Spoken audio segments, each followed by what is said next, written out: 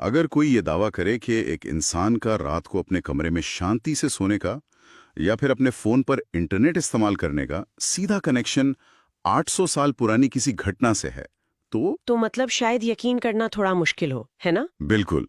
मतलब आमतौर पर जब भी कानूनों या अधिकारों की बात होती है, तो वो बस किताबों में छपे हुए बहुत ही नीरस और जटिल नियम लगते हैं। हाँ, और लोग उनसे बोर भी हो जाते हैं।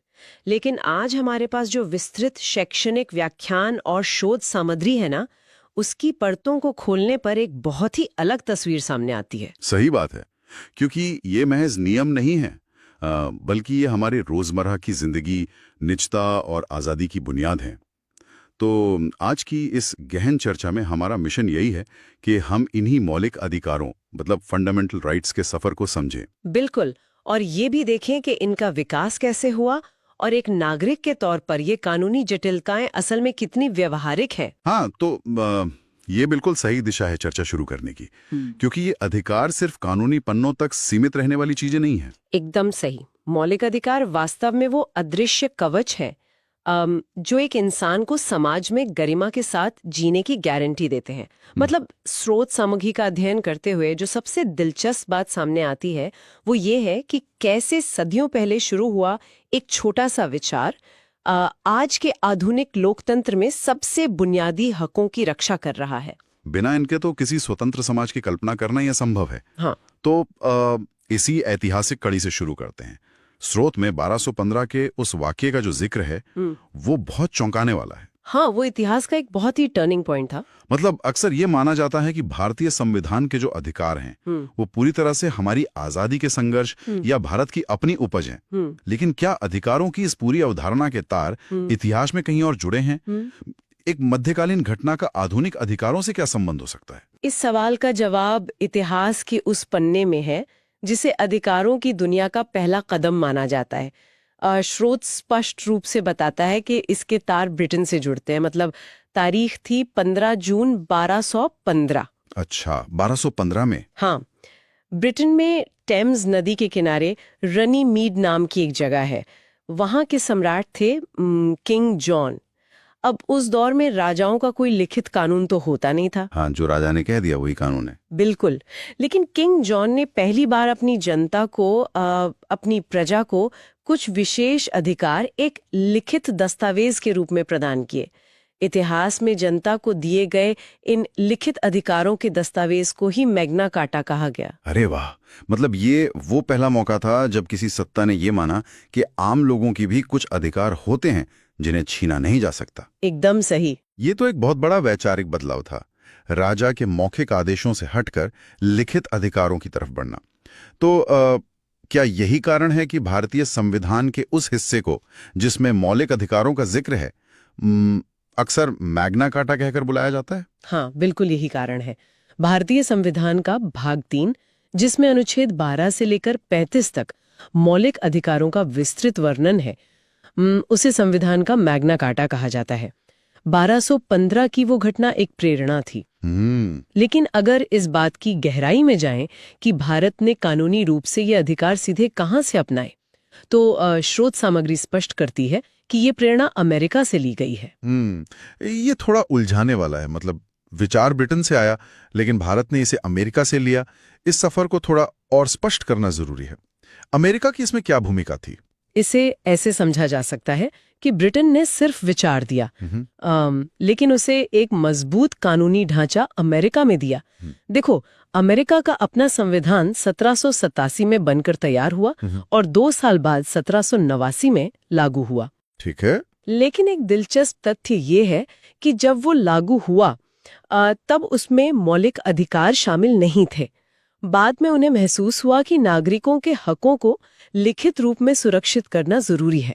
इसलिए 1791 में अमेरिकी संविधान में मूल अधिकार जोड़े गए जिन्हें बिल ऑफ राइट्स का नाम दिया गया। अच्छा, तो मतलब भारतीय संविधान निर्माताओं ने इसी अमेरिकी बिल ऑफ राइट्स से गहरी प्रेरणा ली। बिल्कुल। और सबसे अहम बात जो भारत ने यहाँ से सीखी वो ये थी कि ये अधिकार प्रवर्तनीय होने चाहिए, मतलब एनफोर्सेबल। प्रवर्तनीय होने का मतलब है कि अगर कोई संस्था या सरकार इन अधिकारों को छीनने की कोशिश करे तो नागरिक सीधे अदालत जा सकते हैं। एकदम सही। प्रवर्तनीयता का अर्थ ही यही है कि देश की न्यायपालिका, विशेष रूप से सुप्रीम कोर्ट और हाई कोर्ट, इन अधिकारों के संरक्षक के रूप में काम करेंगे। हाँ, अगर ये प्रवर्तनीय नहीं होते तो ये सिर्फ कागज पर लिखे खोखले वादे बनकर रह जाते। बिल्कुल सही बात है। अदालतें इनकी रक्षक हैं, ये तो एक मजबूत सुरक्षा चक्र है। लेकिन यहाँ एक व्यावहारिक सवाल खड़ा होता है, क्या ये अधिकार हमेशा हर परिस्थिति में लागू रहते हैं? मान लीजिए देश में कोई बड़ा संकट आ जाए, तो क्या तब भी कोई नागरिक अपने मौलिक अधिकारों की मांग पर अड़ा रह सकता है? ये एक बहुत ही तार्किक सवाल है। स्रोत सामग्री स्पष्ट करती है कि सभी अधिकार पूरी तरह से स्थायी या निरपेक्ष नहीं होते। आपातकालीन स्थितियों में अधिकारों को निलंबित किया जा सकता है। अच्छा, सस्पेंड हो सकते हैं? हाँ, लेकिन यहाँ एक बहुत बड़ा अपवाद है। अनुच्छेद 20 और अनुच्छेद 21, ये दो ऐसे मौलिक अधिकार हैं जिनका किसी भी परिस्थिति में निलंबन नहीं हो सकता। चाहे कितना भी बड़ा संकट क्यों न हो, एक नागरिक से ये दो अधिकार नहीं छीने जा सकते। समझ गया। और क्या मूल संविधान में हमारे पास बिल्कुल उतने ही अधिकार थे जितने आज हैं? नहीं। जहां तक संख्या की बात है, तो जब संविधान बना था तब मूल रूप से 7 मौलिक अधिकार दिए गए थे, लेकिन वर्तमान में ये संख्या घटकर 6 रह गई है। एक अधिकार कम हो गया। मतलब एक तरफ हम अधिकारों के विस्तार की बात करते हैं और दूसरी तरफ एक पूरा मौलिक अधिकार ही हटा दिया गया। वो कौन सा अधिकार था और उसे हटाने के पीछे क्या तर्क था? जो अधिकार हटाया गया वो था संपत्ति का अधिकार, मतलब राइट टू प्रॉपर्टी। मूल संविधान में ये अनुच्छेद 19(1)(f) और अनुच्छेद 31 के अंतर्गत आता था। अच्छा। इसे 1978 में 44वें संविधान संशोधन के माध्यम से मौलिक अधिकारों की सूची से बाहर कर दिया गया। पर ऐसा क्यों किया गया? इसका कारण बहुत व्यवहारिक था। देखो, राष्ट्र के विकास कार्यों जैसे सड़कें, बांध या अस्पताल बनाने के लिए या फिर सार्वजनिक कल्याण के तहत भूमि सुधार लागू करने के लिए सरकार को जमीन अधिग्रहित करनी पड़ती थी।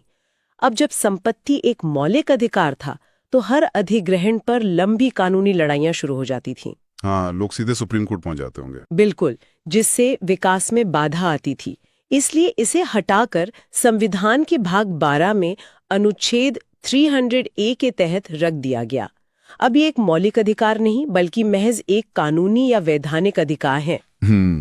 इसका मतलब है कि अब संपत्ति के मामले में सीधा सुप्रीम कोर्ट नहीं जाया जा सकता। ये अब सामान्य कानूनी प्रक्रिया का हिस्सा है। चलिए, तो अब जो 6 मौलिक अधिकार बचे हैं, उनकी वास्तुकला को समझते हैं। सबसे पहले समानता का अधिकार आता है, जो अनुच्छेद 14 से 18 तक है। हाँ, समानता सबसे बुनियादी चीज है। अगर इसे समझने के लिए खेल के मैदान का एक उदाहरण लिया जाए, तो समानता का मतलब है कि मैदान के नियम सभी के लिए एक जैसे होंगे, चाहे बल्लेबाज बहुत मशहूर खिलाड़ी हो या कोई बिल्कुल नया युवा खिलाड़ी। अगर गेंद लाइन के बाहर गई है तो अंपायर उसे आउट ही देगा। बिल्कुल, कोई खिलाड़ी ये दावा नहीं कर सकता कि उसकी हैसियत की वजह से नियम बदल दिए जाएं। हाँ, तो क्या संविधान में समानता का सिद्धांत बिल्कुल इसी तरह काम करता? ये खेल का उदाहरण एकदम सटीक बैठता है। बिना समानता के स्वतंत्रता का कोई अर्थ ही नहीं है। अगर नियम अलग अलग होंगे तो स्वतंत्रता सिर्फ ताकतवर लोगों तक सिमट जाएगी। सही बात है। स्रोत में अनुच्छेद 14 का जो विश्लेषण है वो ठीक यही कहता है। इसमें 2 बहुत महत्वपूर्ण अवधारणाएं हैं। पहली है विधि के समक्ष समानता, जो हमने ब्रिटेन से ली है। इसका क्या मतलब है? इसका सीधा मतलब है कि कानून की आंखों पर पट्टी है। उसके सामने एक आम मजदूर और देश का प्रधानमंत्री दोनों बिल्कुल बराबर हैं।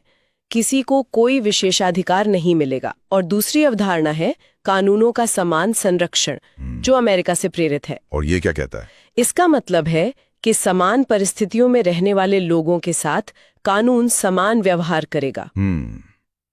ये तो कानूनी समानता हो गई, लेकिन भारतीय समाज का इतिहास देखते हुए, जहां सदियों से गहरे सामाजिक भेदभाव रहे हैं, क्या सिर्फ कागज पर कानून के सामने बराबर कह देना काफी था? समाज के अंदर पनपने वाले भेदभाव का क्या? बिल्कुल नहीं। और संविधान निर्माता इस बात को बहुत अच्छी तरह समझते थे।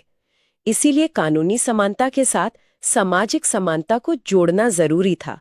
और यहीं अनुच्छेद 15 और 16 तस्वीर में आते हैं। अच्छा, 15 और 16। हाँ, अनुच्छेद 15 को सामाजिक समानता का आधार माना जाता है।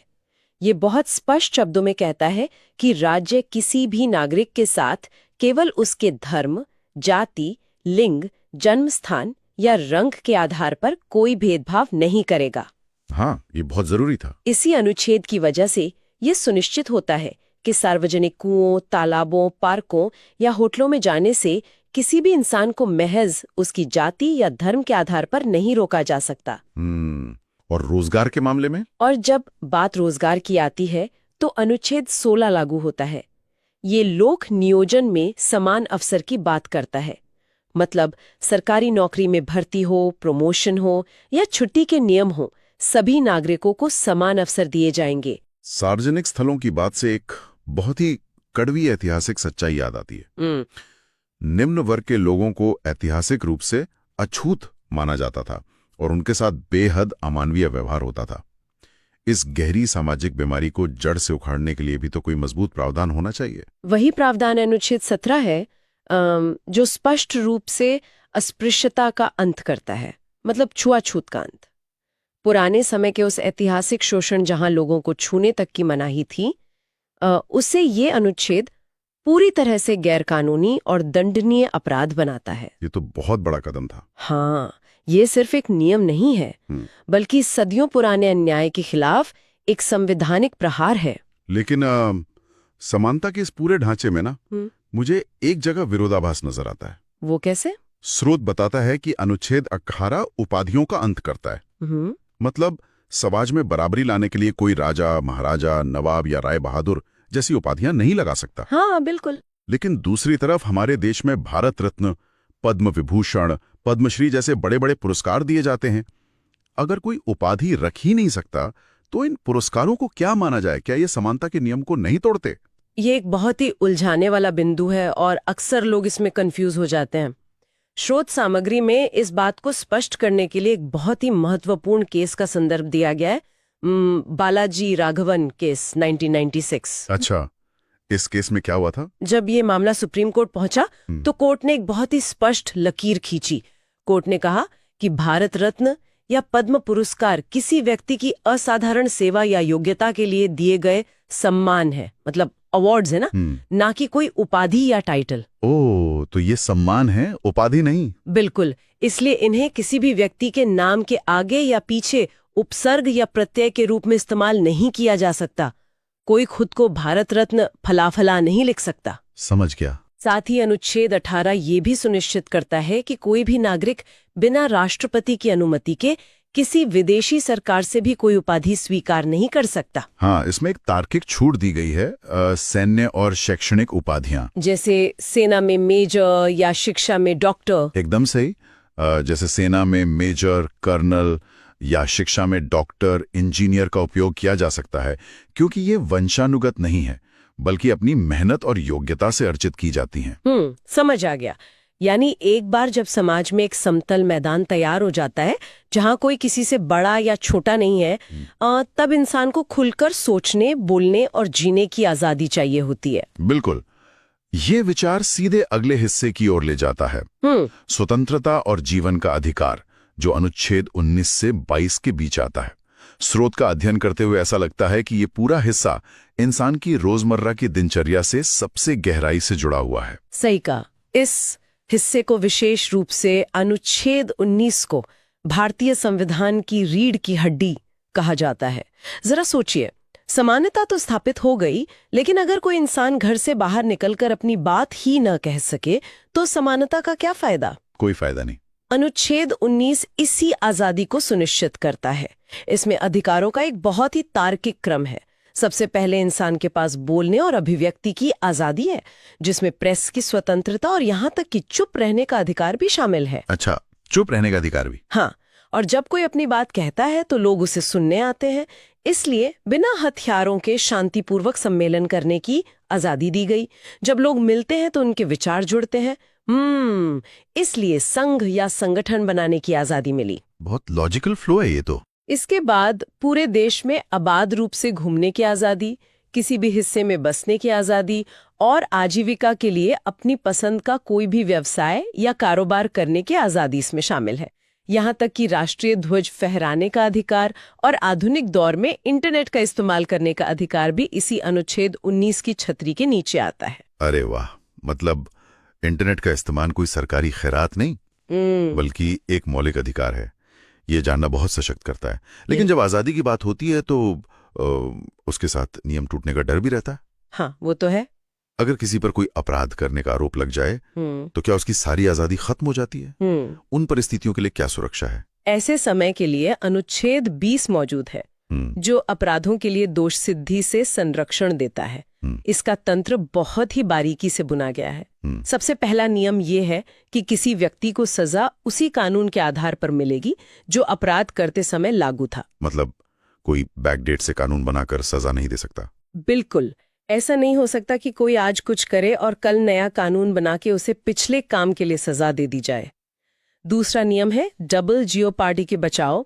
यानी एक ही अपराध के लिए किसी को 2 बार सजा नहीं दी जा सकती। और तीसरा? और तीसरी सबसे अहम बात, किसी भी व्यक्ति को खुद अपने खिलाफ गवाही देने के लिए मजबूर नहीं किया जा सकता। ये प्रावधान पुलिस या जांच एजेंसियों द्वारा किसी भी तरह की जबरदस्ती या प्रताड़ना को रोकने के लिए बनाया गया है। बहुत मजबूत सुरक्षा है ये। और इसके बाद वो अनुच्छेद आता है जिसे हमने शुरुआत में कहा था कि कभी निलंबित नहीं किया जा सकता। अनुच्छेद 21 यानी प्राण और दैहिक स्वतंत्रता का अधिकार। इसके बारे में स्रोत में जो बातें लिखी हैं वो बहुत हैरान करने वाली हैं। वो क्यों? क्योंकि ये सिर्फ जिंदा रहने की बात नहीं करता, बल्कि कुछ बहुत ही अनोखे अधिकार इसमें शामिल हैं। अनुच्छेद 21 वाकई संविधान का सबसे विस्तृत और दिलचस्प हिस्सा है। इसका मूल वाक्य है कि विधि द्वारा स्थापित प्रक्रिया के बिना किसी को उसके जीवन या व्यक्तिगत स्वतंत्रता से वंचित नहीं किया जा सकता। लेकिन सुप्रीम कोर्ट ने समय समय पर इसकी इतनी खूबसूरत व्याख्या की है कि अब इसमें इंसान के जीवन की गुणवत्ता से जुड़ी ढेरों चीजें शामिल हो गई हैं।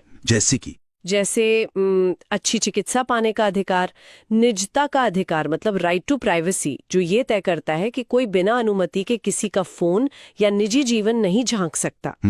शांतिपूर्ण जीवन जीने का अधिकार, स्वच्छ जल और पर्यावरण का अधिकार, यहाँ तक कि मनपसंद इंसान से शादी करने का अधिकार मतलब लव मैरिज, और सार्वजनिक स्थानों पर धूम्रपान के खिलाफ अधिकार भी इसी का हिस्सा है। और वो सबसे चौंकाने वाला हिस्सा, नींद लेने का अधिकार। मतलब अगर कोई जानबूझकर शोर मचाकर या किसी भी तरीके से किसी की नींद में खलल डालता है तो क्या वो सीधे तौर पर उस व्यक्ति के मौलिक अधिकार का उल्लंघन कर रहा है? तकनीकी और कानूनी रूप से बिल्कुल।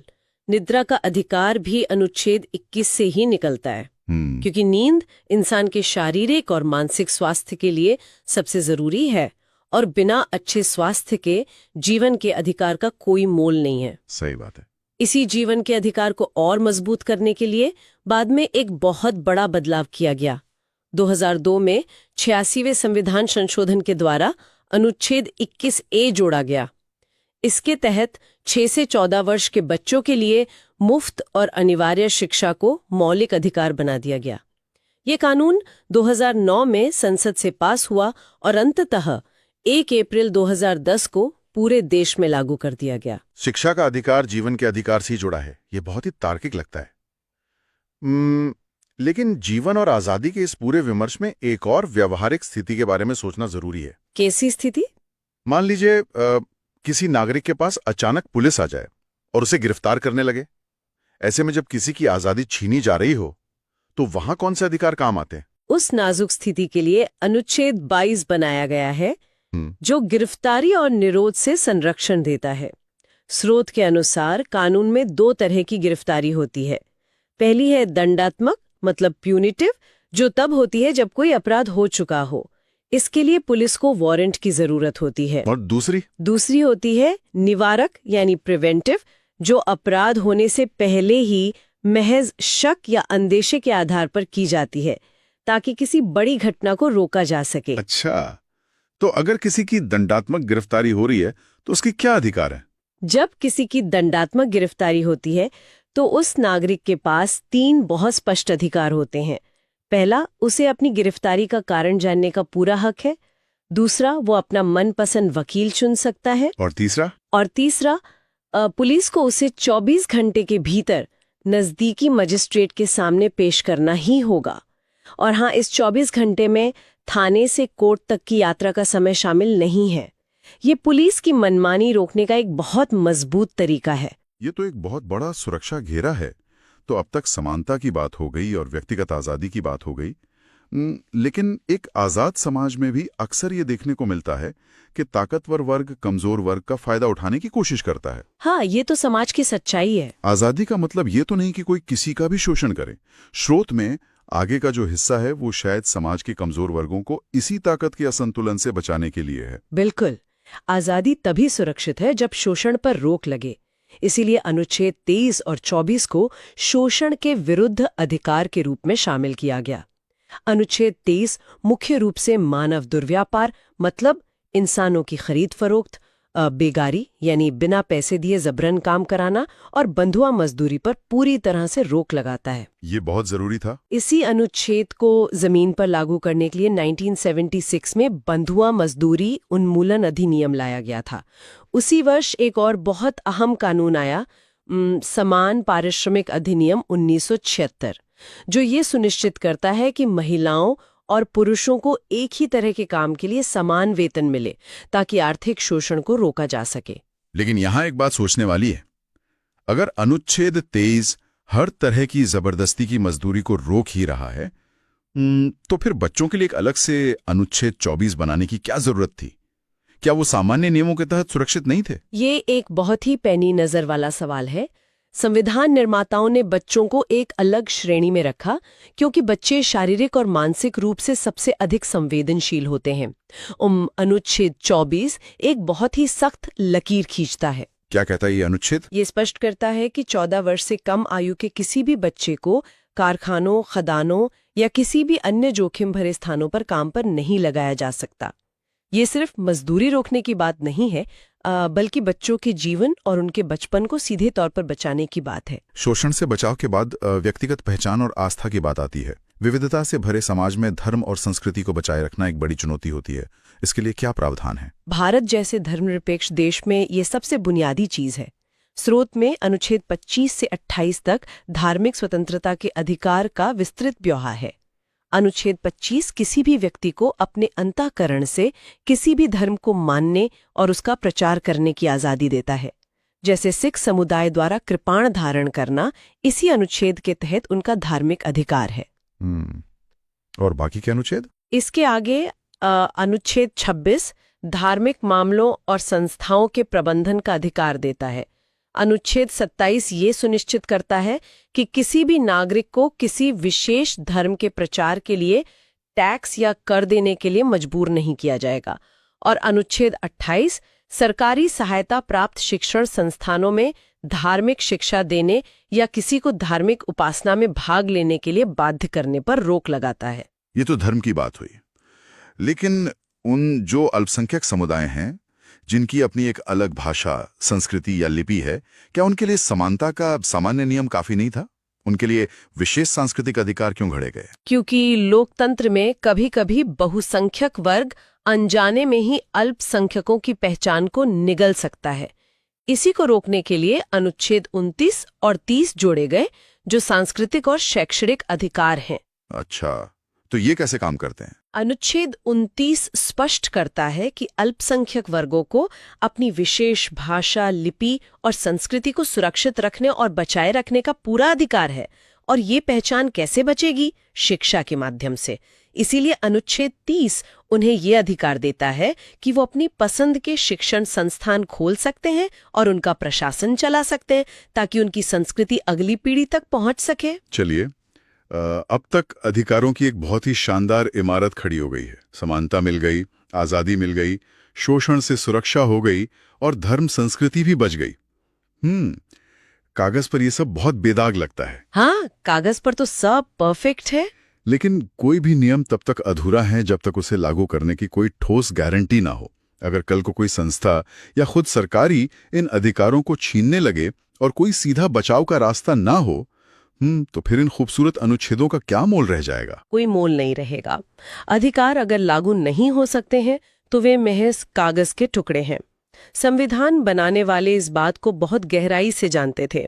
इसीलिए उन्होंने अनुच्छेद 32 का निर्माण किया, संवैधानिक उपचारों का अधिकार। इसी की अहमियत को देखते हुए डॉक्टर B.R. अम्बेडकर ने इसे संविधान की आत्मा व हृदय कहा था। संविधान की आत्मा, ये बहुत ही भारी भरकम और महत्वपूर्ण शब्द है। ऐसा क्या है इस अनुच्छेद 32 में जो इसे पूरी किताब का दिल बना देता है? ये अनुच्छेद हर नागरिक को एक बहुत ही असाधारण ताकत देता है। अगर किसी नागरिक के मौलिक अधिकारों का हनन होता है तो उसे निचली अदालतों के चक्कर काटने की जरूरत नहीं है। वो सीधे तौर पर सुप्रीम कोर्ट का दरवाजा खटखटा सकता है। सुप्रीम कोर्ट के पास इन मौलिक अधिकारों को लागू कराने की सबसे बड़ी शक्ति है। और ये शक्ति कैसे काम करती है? इस शक्ति का इस्तेमाल करने के लिए सुप्रीम कोर्ट 5 विशेष प्रकार की रिट जारी कर सकता है, जो एक तरह के सख्त अदालती आदेश होते हैं। स्रोत में इन 5 रिट से नाम दिए गए हैं जो सुनने में काफी पारंपरिक और जटिल लगते हैं। अगर इन्हें रोजमर्रा की स्थितियों से जोड़कर समझा जाए तो ये कैसे काम करते हैं? बिल्कुल, इनके नाम भले ही पुराने हों, लेकिन इनका काम बहुत ही स्पष्ट और आधुनिक है। पहली रिट है बंदी प्रत्यक्षीकरण, मतलब हेबियस कॉर्पस। इसका अर्थ होता है सशरीर प्रस्तुत करना। अच्छा, तो मतलब अगर किसी को अवैध हिरासत में रखा हो? हाँ, मान लीजिए किसी व्यक्ति को बिना किसी वैध कारण के पुलिस या किसी संस्था ने अवैध रूप से हिरासत में रखा है, तब कोर्ट ये आदेश देता है कि उस बंदी व्यक्ति को तुरंत न्यायालय के सामने पेश किया जाए, ताकि ये जांचा जा सके कि गिरफ्तारी सही है या नहीं। और दूसरी रिट? दूसरी रिट है परमादेश, यानी मैंडमिस। इसका अर्थ है हम आदेश देते हैं। ये कब इस्तेमाल होती है? ये तब काम आती है जब कोई सरकारी अधिकारी या सार्वजनिक संस्था अपनी कुर्सी पर बैठकर भी अपना कानूनी काम करने से मना कर दे। तब कोर्ट उसे फटकार लगाते हुए काम करने का सीधा आदेश देता है। समझ गया। तीसरी कौन सी है? तीसरी है प्रतिषेध, जिसका सीधा अर्थ है रोकना। जब कोई निचली अदालत अपने अधिकार क्षेत्र से बाहर जाकर किसी मामले की सुनवाई कर रही होती है, तो ऊपरी अदालत उसे बीच कार्यवाही में ही रोकने के लिए ये रिट जारी करती है। यानी अगर निचली अदालत अपनी हद पार करे तो उसे बीच में ही रोक दिया जाता है। और बाकी 2 रिट क्या हैं? चौथी रिट है अधिकार पृच्छा या क्यो वारंटो। इसका अर्थ है किस अधिकार से? अच्छा, मतलब अथॉरिटी पूछना। बिल्कुल। अगर कोई व्यक्ति किसी सरकारी या सार्वजनिक पद पर गलत तरीके से कब्जा कर ले, जिसके लिए वो योग्य नहीं है, तो कोर्ट उसे ये सवाल पूछता है कि वो किस अधिकार से उस पद पर बैठा है। और 5वीं और आखिरी रिट है उत्प्रेषण या सर्च्योरारी। इसका क्या मतलब होता है? इसका अर्थ है प्रमाणित करना या मंगा लेना। ये प्रतिषेध से थोड़ी अलग है। ये भी ऊपरी अदालत द्वारा निचली अदालत को जारी की जाती है, लेकिन तब जब निचली अदालत कोई फैसला सुना चुकी हो या कार्यवाही चल रही हो और फैसले की कानूनी गड़बड़ी को सुधारने या कार्यवाही को अपने पास मंगाने की जरूरत हो। ये पूरा ढांचा वाकई ये सुनिश्चित करता है कि नागरिक सिर्फ अधिकारों की किताबें ना पढ़ें, बल्कि वो हकीकत में जमीन पर लागू भी हों। इस पूरी गहन चर्चा को समेटते हुए ये देखना अद्भुत लगता है कि कैसे 1215 में ब्रिटेन की टेम्स नदी के किनारे मैग्ना कार्टा से शुरू हुआ अधिकारों का एक छोटा सा विचार शताब्दियों और महाद्वीपों का सफर तय करते हुए आज के आधुनिक भारत पे पहुंचा है। बिल्कुल। और ये हमें एक ऐसा कानूनी ढांचा देता है जहां हर व्यक्ति के पास गरिमा के साथ जीने, इंटरनेट चलाने, शांति से सोने और अपनी पसंद से जीवन जीने का पक्का और प्रवर्तनीय अधिकार है। बिल्कुल सही। और सबसे बड़ी बात यह है कि ये कोई रुका हुआ दस्तावेज नहीं है। ये एक जीवित प्रणाली है जो समाज की बदलती जरूरतों के साथ लगातार विस्तृत हो रही है। हाँ, और यही बात एक अंतिम गहरी विचार की ओर ले जाती है। जिस तरह समय बीतने के साथ समाज और तकनीक के बदलने पर इंटरनेट का अधिकार या स्वच्छ पर्यावरण का अधिकार अनुच्छेद 21 का अभिन्न हिस्सा बन गए, तो ये सोचने वाली बात है कि क्या भविष्य में जब तकनीक इंसानी जीवन पर और अधिक हावी हो जाएगी, तब कुछ ऐसे नए मौलिक अधिकार भी उभरेंगे जिनके बारे में 1950 में संविधान निर्माताओं ने कल्पना भी नहीं की होगी। ये बहुत ही दिलचस्प सवाल है। जैसे क्या भविष्य में आर्टिफिशियल इंटेलिजेंस की निगरानी से बचाव का अधिकार, या फिर दफ्तर के बाद तकनीक से पूरी तरह कट जाने का अधिकार, मतलब राइट टू डिस्कनेक्ट, भी मौलिक अधिकारों की सूची में शामिल होगा। एक जीवंत लोकतंत्र में अधिकारों के विस्तार का ये सफर शायद कभी नहीं रुकता। इस विचार के साथ मुझे लगता है कि इस चर्चा को सुनने के बाद हर कोई अपने आसपास मौजूद आजादी को एक नए नजरिए से देख सकेगा।